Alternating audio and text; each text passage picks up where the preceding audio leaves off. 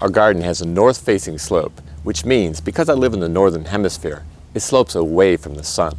The ground I'm standing on now, on the north side of the garden, is about a foot lower than the ground where the camera tripod is standing on the south side.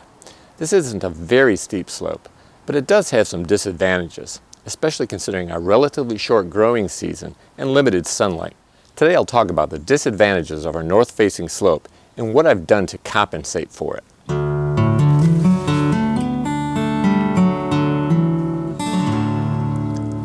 Because our garden slopes away from the sun, sunlight hits our garden at a lower angle than it hits flat land. As a result, our soil thaws slower in the spring, freezes faster in winter, and objects to the south cast longer shadows, resulting in more shade.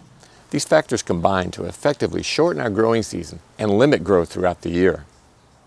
To counteract the north-facing slope, I did something very simple. I built raised beds that sloped slightly toward the south, just 1 or 2 degrees. So while the rest of our garden slopes away from the sun, our raised beds slope toward the sun.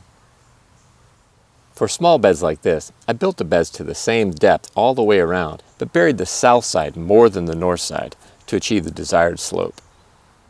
But for larger beds, I used shallower boards on the south side and cut the side boards to match the contour of the ground and achieve the desired slope without having to bury the south side of the bed too much. Please see this link for more details on how I did this. Because these beds tilt a little bit toward the sun, the soil will thaw earlier in the spring and freeze later in winter, thereby extending our growing season just a bit. And because the back of the bed is higher than the front, the plants in front will cast less of a shadow on the plants in the back.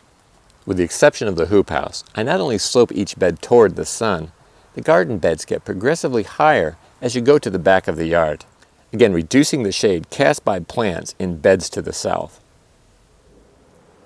Now let's take a look at how I'm experimenting with steeper south-facing slopes in the winter garden. I decided not to go too nuts with the slopes in the rest of the garden, out of concern for erosion. But the winter garden is covered during the winter, so erosion should be less of an issue. Here's a little bed that I just built and planted with spinach. It slants about 5 degrees to the south. According to Elliot Coleman, who's my biggest inspiration when it comes to season extension, land in the northern hemisphere at a latitude of 43 degrees, which is where he lives, and a 5-degree slope towards the south, has the same solar climate as lands 300 miles to the south of it.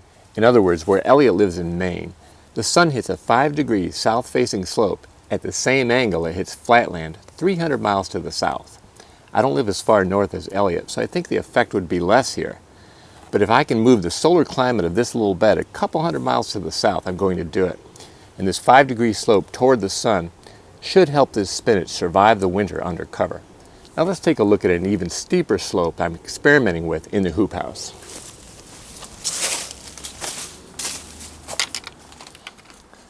Okay, this is going to be a little bit difficult to film with this volunteer squash in the way.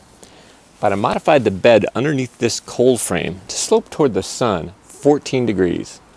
Even with this steep of a slope, erosion shouldn't be too big of an issue here because this bed is at least partially covered year-round.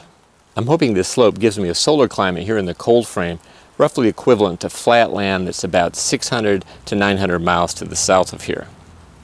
This should improve the survivability of the plants I'll be planting here in October for the winter garden. If this experiment with slope here in this cold frame works as I expect it will, I'll modify more of our beds here in the hoop house in the future to slant towards the sun. So by sloping our garden beds slightly to the south and building the beds higher and higher as we move toward the back of the yard, which is the north side, our plants cast less shade and our soil thaws earlier in the spring and freezes later in winter, giving us a longer growing season. I hope this video gave you some ideas on how you can use slope to your advantage in your garden. If you found the video helpful, please give it a thumbs up. And if you haven't already, please subscribe for more videos on how to grow a lot of food on a little land without spending much or working harder than you have to. Hey, love. How are you doing? Coming in for your close-up. Good boy.